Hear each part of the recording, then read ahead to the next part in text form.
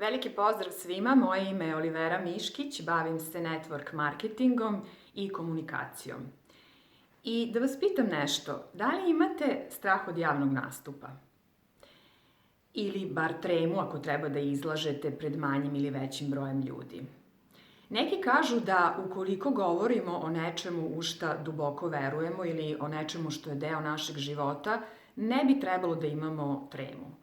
Međutim, posle toliko godina bavljenja komunikacijom, došla sam do zaključka da skoro svaki čovek ima tremu pred javni nastup. Neki psiholozi tvrde čak da je taj strah daleko veći od straha od smrti.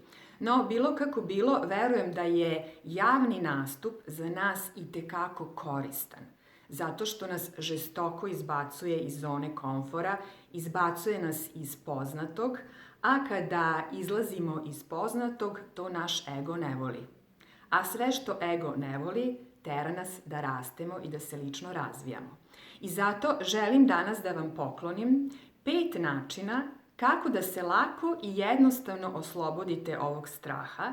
Svih 5 načina sam koristila u praksi i zaista su vrlo primenljivi. Sve što treba da uradite je da kliknete na link, ostavite u formularu vašu e-mail adresu i vrlo brzo će vam na mail stići ovih 5 načina kako da se lako oslobodite straha pred javni nastup.